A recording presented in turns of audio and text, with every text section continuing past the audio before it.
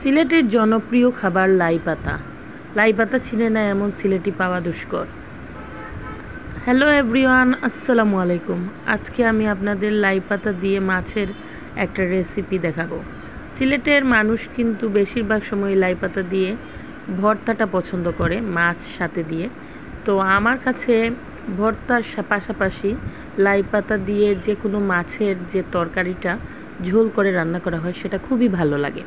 তো আজকে আমি নিয়ে এসেছিলাম বাজার থেকে ফ্রেশ কিছু লাই পাতা, আর সাথে ছিল গোলসা মাছ। সেই মাছগুলো খুব তাজা ছিল, তো ভাবলাম যে মাছ দিয়ে একটু ঝোল করে রান্না করব।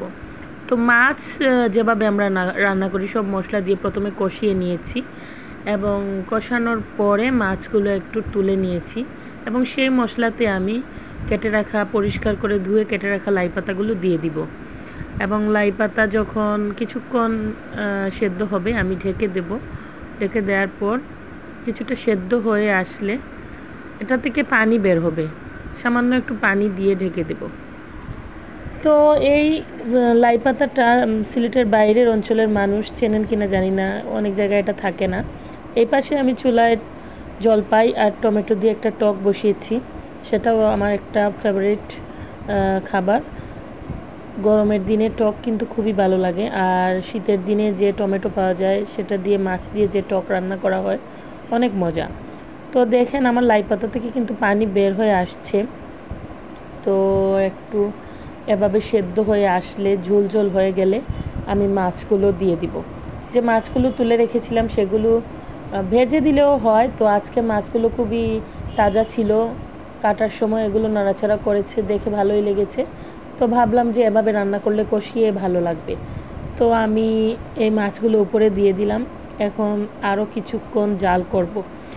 তো কাঁচামরিচ, ধনেপাতাও দিয়েছি আমি। ধনেপাতা পরে নামানোর আগে দিলে ভালো হয়। তো এদিকে আমার প্রায় রান্না শেষ। এদিকে আমার টমেটোর টকে আমি রুই মাছের মাথা, কাটা এগুলো দিয়েছি। তো আমার টমেটোর টক রান্নাও শেষ। এদিকে আমার লাই পাতার তরকারিও শেষ রান্না। এখন আমি খেতে বসেছি। এত মজা হয়েছে, কালারটা যদিও একটু সাদা সাদা লাগছে, কিন্তু খেতে কিন্তু দারুণ হয়েছে। আপনারা যদি এই তরকারিটা এর আগে ট্রাই না করে থাকেন, একবার হলেও ট্রাই করবেন, দেখবেন অনেক মজা খেতে। তো ভালো লাগলে আমার ভিডিওতে একটা লাইক করবেন, কমেন্ট করে জানাবেন কেমন লাগে আমার ভিডিওগুলো, আর শেয়ার করতে ভুলবেন না, আর সাবস্ক্রাইব করবেন। ভালো থাকবেন, টাটা, বাই বাই, আল্লাহ হাফেজ।